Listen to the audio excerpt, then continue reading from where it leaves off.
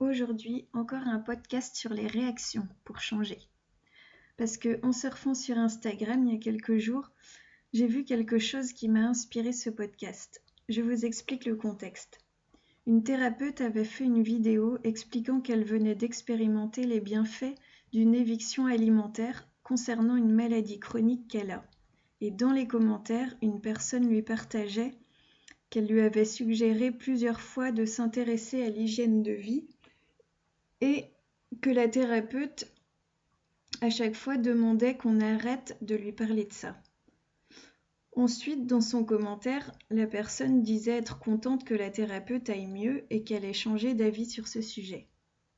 Suite à ce commentaire, la thérapeute a répondu que c'était son ego qui avait besoin d'écrire qu'elle avait raison. Quand j'ai lu ça, honnêtement, je me suis sentie découragée. Je me trompe peut-être, mais le commentaire ne m'a pas paru malveillant. En revanche, ce qui m'a sauté aux yeux, c'est la réaction de la thérapeute.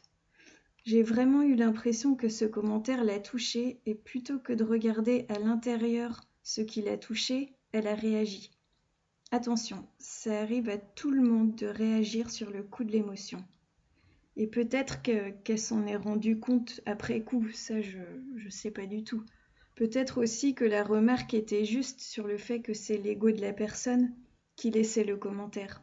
Néanmoins, il n'est pas toujours juste de faire remarquer à l'autre qu'il est dans son ego lorsque c'est nous-mêmes qui sommes touchés. Être dans son ego, c'est pas une insulte, c'est un comportement. C'est simplement réagir sur le coup de l'émotion. À ce moment-là, on s'en rend pas compte, mais on est en réaction face à la réaction de l'autre.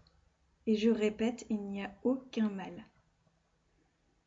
Et dans ces moments, il est bon de regarder, si possible avant de réagir, pourquoi on est touché.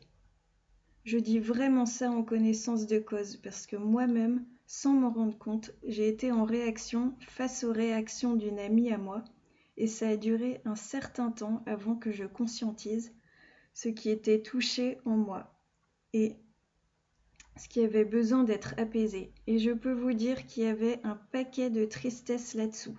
Donc ne vous jugez pas. Observez-vous. Soyez bienveillant avec vous-même. Prenez soin de vous sur tous les plans. C'est la clé de la véritable santé.